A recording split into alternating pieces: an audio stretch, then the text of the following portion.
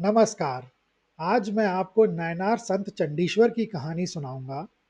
भगवान शिव के अनन्य भक्त चंडीश्वर नैनार की कथा भक्ति और समर्पण की पराकाष्ठा का एक अद्भुत उदाहरण है। वे दक्षिण भारत के 63 नैनार संतों में से एक थे। चंडीश्वर का जन्म चोल साम्राज्य के अंतर्गत सेईनलूर नामक गांव में हुआ था। उनका वास्तविक नाम विचार शर्मन था। वे बचपन से ही कुशाग्र बुद्धि के थे और शिव भक्ति में रमे रहते थे। अल्प आयु में ही उन्होंने वेदों और शास्त्रों का ज्ञान प्राप्त कर लिया था। एक सुनहरी सुबह नन्हा विचार शर्मन हाथ में अपनी पोथियां लिए पाठशाला की ओर जा रहा था। रास्ते में उसने देखा कि गांव की गायों का एक झुंड चरागाह की ओर जा रहा है। तभी एक गाय शायद प्यास या थकान के कारण मुख्य रास्ते से भटककर खेत की ओर मुड़ गई। यह देख चरवाहे का क्रोध भड़क उठा। उसने अपनी भारी लाठी उठाई और उस निरीह प्राणी पर निर्ममता से प्रहार करने लगा।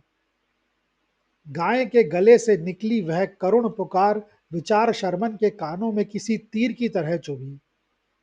उन्हें उस गौमाता में साक्षात नंदी और कामधेनु के दर्शन हुए।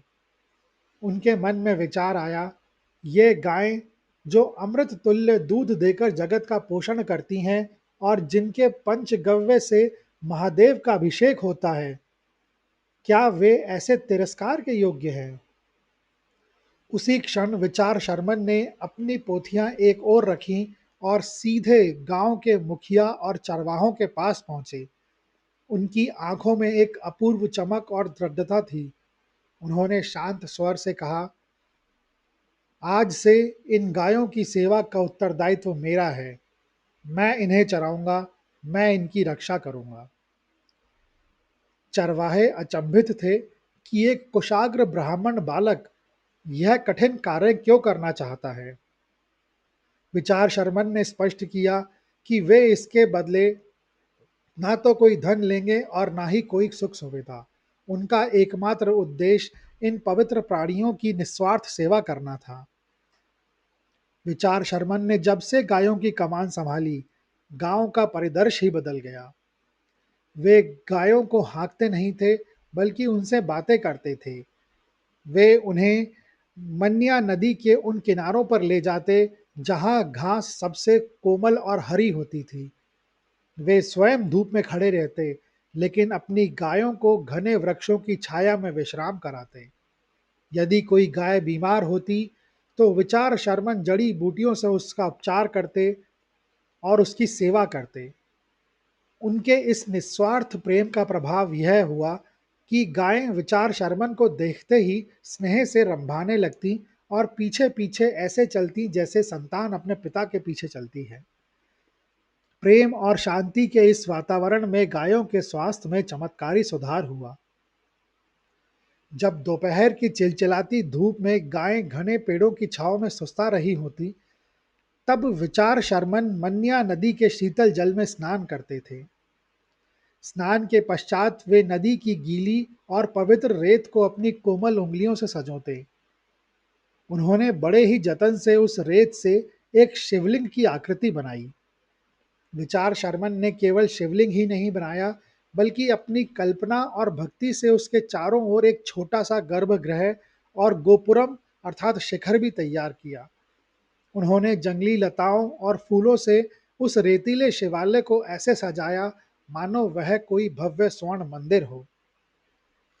एक दिन जब विचार शर्मन उस रेतीले शिवलिंग के सम्मुख बैठकर नमः शिवाय का जप कर रहे थे, एक अद्भुत घटना घटी।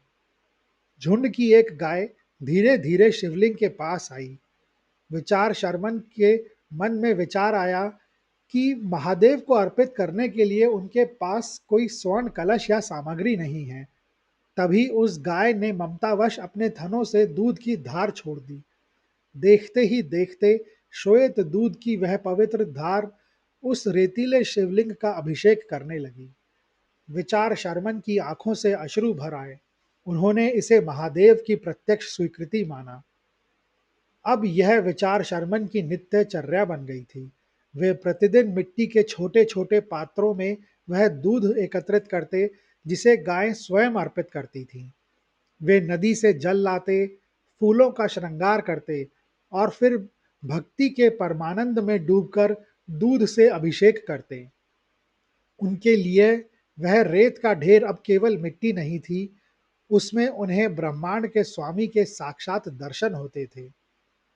अभिषेक के समय वे इतने लीन हो जाते थे कि उन्हें अपने आसपास की सुध ही नहीं रहती थी। पक्षियों का कलरव और नदी की लहरों का संगीत उनके लिए भक्ति के वाद्य यंत्र बन जाते थे। जहां एक ओर नदी तट पर यह दिव्य लीला चल रही थी, वहीं गांव में सुगबगाहट शुरू हो गई। कुछ लोगों ने दूर से विचार शर्मन को दूध के साथ खेलते देखा। उन्हें लगा कि एक ब्राह्मण बालक होकर विचार शर्मन बहुमूल्य दूध को मिट्टी में बहाकर नष्ट कर रहा है। गांव के कुछ लोगों ने विचार शर्मन के पिता यज्ञदत्त से कहा, आपका पुत्र ब्राह्मणोचित संस्कारों को भूलकर चरवाहों की भांति धूल में खेलता है और गायों का दूध मिट्टी में बहा देता है। यज्ञदत्त एक कर्मकांडी ब्राह्मण थे। उनके लिए शास्त्र के नियम सर्वोपरि थे, परंतु वे भक्ति के उस सूक्ष्म मर्म को नहीं समझ पा रहे थे जिसे उनका पुत्र जी रहा था। बेटे के प्रति उपजे इस संदेह और क्रोध के साथ यज्ञदत्त ने निर्णय लिया कि वे स्वयं जाकर अपनी आंखों से सत्य देखेंगे। अगले दिन सूर्योदय के साथ ही यज्ञदत्त चुपके से विचार शर्मन के पीछे पीछे नदी तट पर पहुंचे। वहां एक विशाल और घना वट वृक्ष था।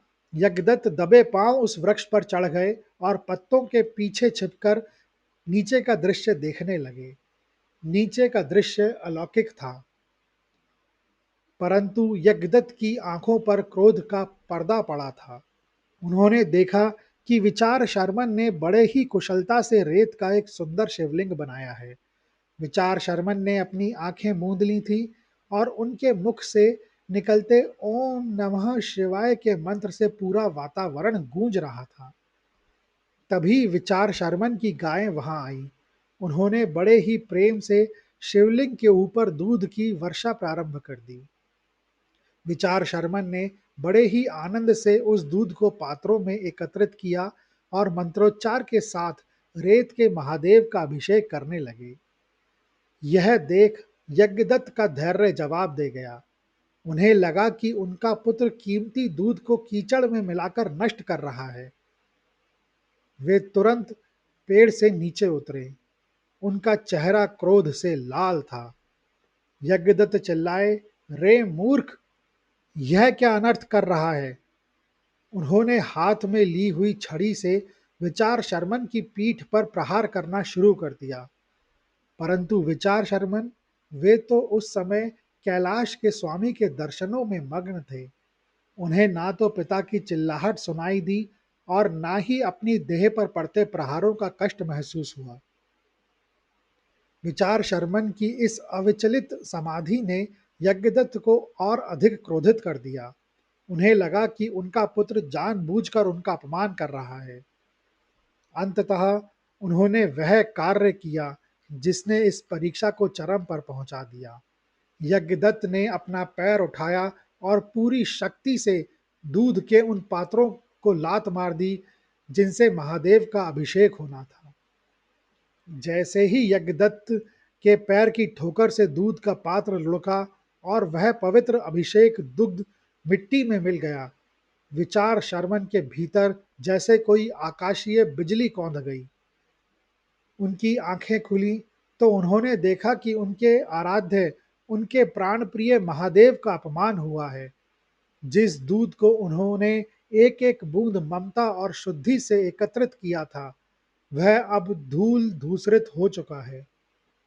विचार शर्मन के लिए अब सामने खड़ा उनका पिता नहीं था, बल्कि वह एक अपराधी था जिसने शिव पूजा में व्यवधान डाला था।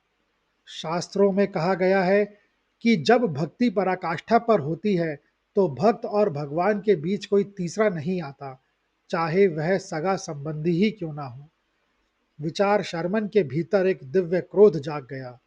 यह क्रोध किसी व्यक्तिगत ईर्ष्या के कारण नहीं, बल्कि धर्म की रक्षा के लिए था। उन्होंने पास की पड़ी एक साधारण सी लकड़ी की छड़ी उठा ली।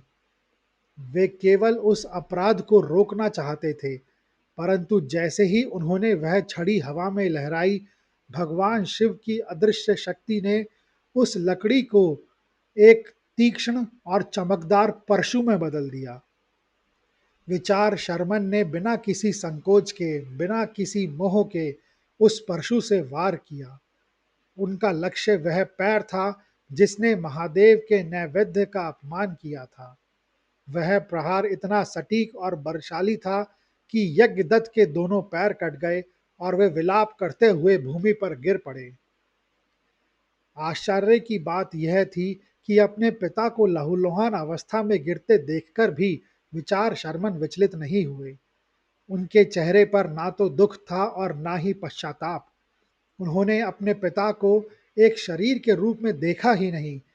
उनकी दृष्टि में तो केवल वह कर्म था जो शिव के विरुद्ध हुआ था। यज्ञदत्त की चेतना लुप्त होने लगी, परंतु विचार शर्मन का चित्त एक बार फिर शांत हो गया। उन्होंने परशु को एक ओर रखा और पुनः उस रेतीले शिवलिंग के सामने हाथ जोड़कर बैठ गए। उनके लिए कार्य पूर्ण हो चुका था, बाधा हट चुकी थी और अब वे पुनः अपने शंभू के साथ एकाकार थे। जैसे ही विचार शर्मन ने अपने पिता के मोह का त्याग कर पुनः आंख मूंदकर शिव शिव का जाप प्रारंभ किया, कैलाश पर्वत पर हलचल मच गई। भगवान शिव जो अपने भक्तों की सूक्ष्म से सूक्ष्म भावना को जानते हैं, विचार शर्मन की निष्ठा से अत्यंत प्रसन्न हुए। माता पार्वती ने महादेव की ओर देखा और महादेव की मंद मुस्कान ने बता दिया कि अब परीक्षा का समय समाप्त हो चुका है और पुरस्कार की घड़ी आ गई है। अचानक मन्या नदी के तट पर एक अलौकिक प्रकाश फैल गया। आकाश से फूलों की वर्षा होने लगी और दिव्य वाद्यों की ध्वनि गूंज उठी।